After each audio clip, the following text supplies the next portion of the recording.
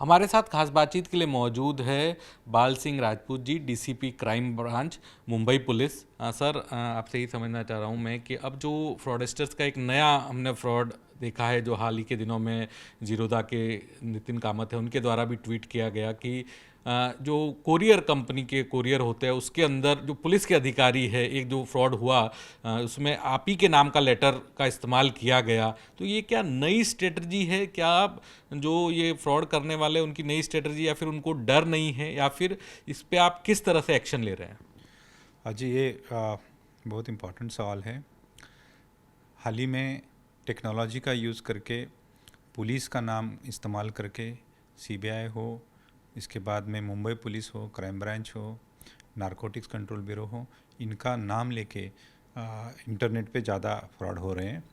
ये जो particular fraud है, इस फ्रॉड में पहले आपको फेडेक्स के तरफ से बोलते करके 9 डिजिट नंबर से कॉल आता है। ये कॉल भी वीवो आईपी कॉल है। ये वीपीएन यूज़ करके यूज़ किया जा रहा है। ये कॉल आने के बाद में आपको बताते हैं कि आप IVRS कॉल होने के वास्ते 1 2 3 आप डायल करिए। एक डायल करने के बाद में वो क्या कर देते हैं कि आपके यहाँ पे ऐसा ऐसा कुरियर में पासपोर्ट और कुछ नारकोटिक्स ड्रग और कुछ पासपोर्ट पकड़े गए करके बताते। इससे लोग डर जाते हैं। इसमें हो सकता है कि हमारा कयास है कि कुछ जो डेटा है फेडेक्स की तरफ से हो या कोई कुरियर कंपनी का डेटा भी लीक होने की संभावना जिसका इस्तेमाल हो रहा है। दूसरा, जैसे ही ये कॉल आता है इसके बाद में वो बोलते हैं कि ये पुलिस में रिपोर्ट करना पड़ेगा। मतलब थोड़ा डराने के टोन में ये इस्तेमाल करते हैं। तो बोलते हैं कि हम पुलिस को वहाँ पे आपको जाना पड़ेगा या दूसरा ऑप्शन है आप स्काइप पे। लेकिन ये जनता को ये जानने की ज़रूरत है, पुलिस कभी भी स्काइप पे वगैरह ऐसा किसी का बयान लेते नहीं है या किसी को पूछते नहीं हैं। लेकिन वो बोलते हैं आपको स्काइप पे जाना पड़ेगा, और स्काइप पे जाना है तो वो फिर एक स्काइप आईडी से आपको कॉल करते हैं। ये कॉल भी वीआईपी कॉल है, लेकिन इसमें उन लोगों ने वीपीएन का इस्तेमाल किया है। मेनली अभी तक हम लोगों को जो पता चला है ये अनोनिमस कॉल होता है, सर, जिसमें तो इसमें जैसे आप एक पुलिस मुझे आप मेरा कंप्लीट करने दे दीजिए। तो इसमें जो है पुलिस का जो लोगो है वो मुंबई पुलिस का लोगो, एंड जो फ्रंट नाम रहता है ये नाम भी पुलिस का साइबर क्राइम का नाम लेते हैं और फिर धमकाना चालू करते हैं। तो जब वो कॉल करते हैं उस वक्त में ये पुलिस है करके सामने वाले का विश्वास बैठना चाहिए। इसके लिए जो पुलिस के आइडेंटिटी कार्ड है, पुलिस के नाम हैं, पुलिस जैसे दिखने वाले पुलिस के जैसे डॉक्यूमेंट रहते वैसे फोर्ज्ड फेक डॉक्यूमेंट बनाते हैं और वो डॉक्यूमेंट स्काइप के चैट पे भेज देते हैं कि आप वेरीफाई कर लो हम ही हैं करके। तो जिससे जो विक्टिम है वो घबरा जाता है। अभी तक हमारे पास में जो इंडिया से अलग अलग जगह से जो लोगों को फंसाया गया है, ऐसे हमने पूरा डेटा इकट्ठा करके हम उसके ऊपर में काम कर रहे हैं। 40 के आसपास में लोग जो है जिनको इस टाइप से कॉल गए हैं। तो ऐसा डेटा देने, ऐसा इस टाइप से चार्ट पे इंफॉर्मेशन देने में सामने वाला थोड़ा डर जाता है, और फिर उसी का इस्तेमाल, जैसे मेरा नाम हो और 4-5 ऑफिसर्स हैं जिनका नाम ये इस्तेमाल करते हैं, और उसके बाद में उनको धमकाना शुरू कर देते हैं कि आपके ऊपर में केस होगा। और फिर अलग अलग बैंक अकाउंट देते हैं। हर वक्त में हर एक विक्टिम को अलग बैंक अकाउंट दिया है कि जिसमें आप पैसा डाल दो करके, हाँ हम केस वापस लेंगे। तो ये एंटायर ये फ्रॉड है। पुलिस हो, मुंबई पुलिस हो, क्राइम ब्रांच हो, या फिर सीबीआई का मेरा एक लेटर हेड बनाते सीबीआई के नाम पे, ये भी है। ये सब फेक है, फोर्ज है, और ये पुलिस ऑफिसर, क्राइम ब्रांच हो, सीबीआई हो, इस तरह की जो इन्फोर्समेंट एजेंसीज है इनका गलत इस्तेमाल करते हैं। और ये एक विशेष गिरोह है जो तांत्रिक जो हम बोलते हैं टेक्निकली जितने भी आयुध है उसका यूज़ करके, पुलिस का नाम यूज़ करके, जो पर्टिकुलरली महिलाएं हैं और जो सीनियर सिटीजन्स है, बिजनेसमैन है, इनको टारगेट कर रहे हैं। तो इसमें आपने 40 जो मामले बताए, तो ये क्या सारे 40 जो मामले हैं वो फेडेक्स के जरिए फ्रॉड हुआ है उसी के हैं? और ये जो कि आप कह रहे हैं कि पुलिस का इतना बेखौफी से ये इस्तेमाल कर रहे हैं, तो क्या इनका ऑपरेशन भारत के अंदर ही है, क्या भारत के बाहर से भी ऑपरेशन हो रहा है?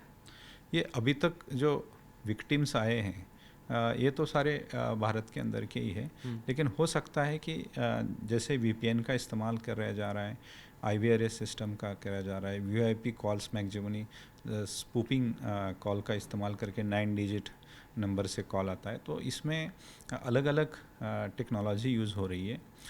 कुछ जो टेलीकॉम के गेटवे उसका भी इस्तेमाल हो रहा है, तो इसका इन्वेस्टिगेशन पुलिस कर रही है।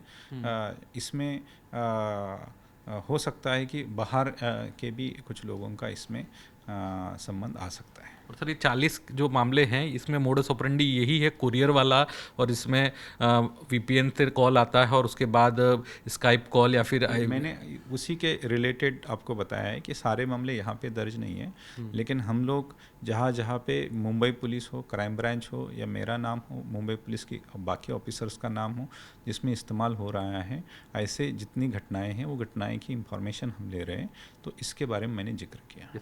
सर एक और चीज़ मैं समझना चाहूँगा, जिस तरह से आपने बताया कि फ्रॉड के तरीके बदल रहे हैं, तो इसके अलावा भी कोई फ्रॉड के तरीके हैं जो आपकी जांच में सामने आए हैं? क्योंकि लगातार जो हम जानकारी मिलती रहती है कि जो सीनियर सिटीजन हैं, महिलाएं हैं, उनके जो है बैंक अकाउंट पूरी तरह से वाइप आउट हो जाते हैं।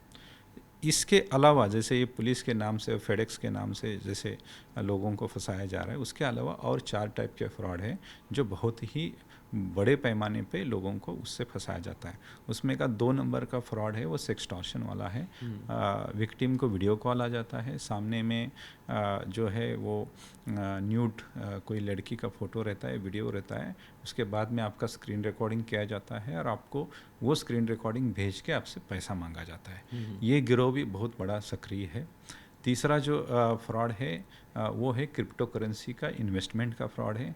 ये गिरोह आपको अलग अलग जो माध्यम है, जैसे इंस्टा है, स्नैपचैट है, फेसबुक है, एडवर्टाइजमेंट अलग अलग है, या फिर आपको व्हाट्सएप से, टेलीग्राम से मैसेज करते हैं और क्रिप्टो में ज़्यादा फ़ायदा मिलेगा करके इन्वेस्टमेंट के लिए आपको लुभाते हैं, और उसके बाद में जैसे आपसे पैसे ले लिए तो अलग क्रिप्टो में पैसे इन्वेस्ट करने लगाते हैं और वो क्रिप्टो वॉलेट उनका ही रहता है और वो पैसे आपको फंसा के लेके जाते हैं। तो ये एक बड़ा गिरोह है।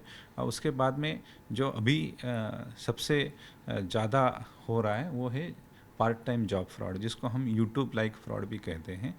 इसमें बहुत हम बोल सकते हैं कि टेक्नोलॉजी का और ह्यूमन साइकोलॉजी को ट्रिक करने के लिए स्टडी करके फ्रॉड ये किया है। ये बहुत ही घिनौना फ्रॉड है। इसमें लोगों को अर्न एंड लाइक करके आपको पहले कुछ पैसे दिए जाते हैं वीडियो सिर्फ लाइक करने के, लेकिन लोगों को ये समझना चाहिए कि ये जैसे ही कोई सिर्फ वीडियो लाइक करने के लिए पैसे दे रहा है 50 रुपये पर वीडियो लाइक, तो it's too rosy picture and in such a case हमको ये रेड अलर्ट करके लेना चाहिए कि ऐसे सिर्फ वीडियो लाइक करके अगर हज़ारों रुपए कमाने आते होंगे, लाखों रुपए कमाने आते होंगे, तो ये पैसे उस कंपनी को कहाँ से मिलते होंगे जो इतने दे सकती है। तो ये सरासर एक झूठ के माध्यम से लोगों को फंसाया जाता है। उसके बाद में बोलते हैं 3 टास्क होने के बाद में पेड टास्क करना पड़ेंगे करके 50,000, नेक्स्ट टास्क 1 लाख, 1.5 लाख, 2 लाख, ऐसे ज़्यादा अमाउंट में पैसे लिए जाते हैं। और पैसे निकालने के लिए वो एक डैशबोर्ड दिखाते हैं जो सरासर झूठा डैशबोर्ड है, जिसमें आपको पैसे दिखते हैं लेकिन आप निकाल नहीं सकते। तो ये एक फ्रंट एंड में दिखने वाला एक झूठा डैशबोर्ड बनाते हैं और फिर लोगों को पैसे निकालते वक्त आपका क्रेडिट कम आ रहा है, कुछ तो टेक्निकल ग्लिच है करके पुल ऑन करते हैं। इसमें मैक्सिमम जो व्हाट्सएप से पहले मैसेज आते हैं आपको जॉब चाहिएगा, और उसके बाद में आपको टेलीग्राम के ग्रुप में ऐड करते हैं, और टेलीग्राम के ग्रुप में ऐड होने के बाद में पहले जो पैसे मिलते हैं 50 रुपये पर लाइक के, वो सबके ग्रुप में डाल देते हैं, तो सब लोग जितने ग्रुप में हैं उनका एक विश्वास बढ़ता है कि यार पैसे वापस मिलते हैं। और उसके बाद में पेड टास्क जैसे चालू हो जाते हैं तो आपको बड़े अमाउंट में पैसे डालने बोलते हैं और फिर पैसे वापस मिलते नहीं हैं। तो इसमें करीबन अगर मुंबई में देखा जाए तो मुंबई में बहुत केसेस रजिस्टर है।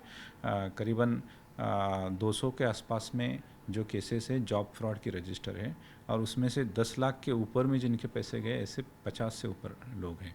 तो ये जो फ्रॉड है, ये 5 टाइप के फ्रॉड बहुत ज़्यादा हो रहे हैं।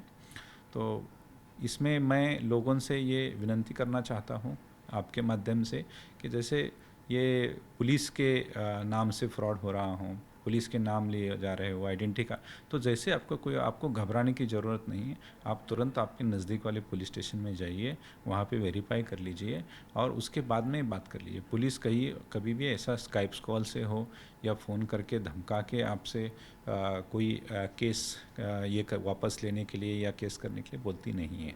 हर एक पुलिस स्टेशन जुरिडिक्शन में रहती है, वो जुरिडिक्शन में आपको बाकायदा नोटिस देके मिलते। तो आप ये कंफर्म करने के लिए, वेरीफाई करने के लिए घबराने की ज़रूरत नहीं। आप नज़दीक के पुलिस स्टेशन में जाइए, वेरीफाई करिए।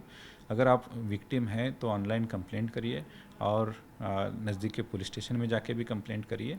और जैसे आपको कोई भी रेड अलर्ट लगता है तो तुरंत आप कभी भी कौन से भी इसमें ऑनलाइन पैसे मांगते हैं किसी चीज़ के लिए, तो आपको ये रेड अलर्ट लेना चाहिए। और मतलब अगर ज़्यादा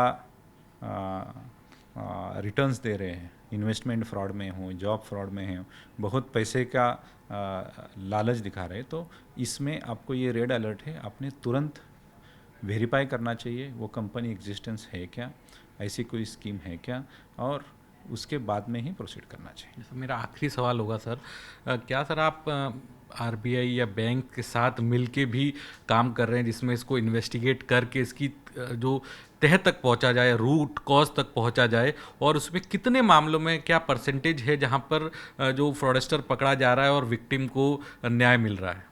देखिए, साइबर क्राइम ये बहुत ही क्लिष्ट रहते हैं। इसमें हम लोग बैंक्स हो, टेलीकॉम कंपनीज़ हो, अलग अलग सर्विस प्रोवाइडर कंपनीज़ हो, सोशल मीडिया कंपनीज़ हो, इंटरनेट सर्विस प्रोवाइडर कंपनीज़ हो, इन सब के साथ में मिलके काम करते हैं। उनसे इंफॉर्मेशन ले लेते हैं, उसी के आधार पे हम अलग अलग जो एक्यूज हैं वहाँ तक पहुँचते हैं। तो coordination and collaboration with various agencies is basic. उसके बाद में हमने बहुत सारे ऐसे फ्रॉड ओपन किए हैं जिसमें एक्यूज पकड़े भी गए हैं। इसमें बहुत सारे मामलों में पैसे के लिए ही जो क्राइम होते हैं, और जो डिटेक्शन परसेंटेज बोले तो इसमें 25 से 30% के आसपास में मामले डिटेक्ट हो पाते हैं।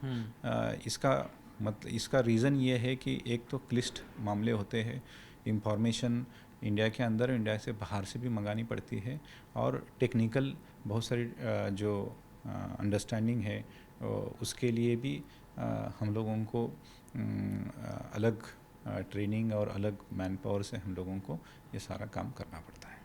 हमसे बात करने के लिए बहुत बहुत शुक्रिया सर। Thank you.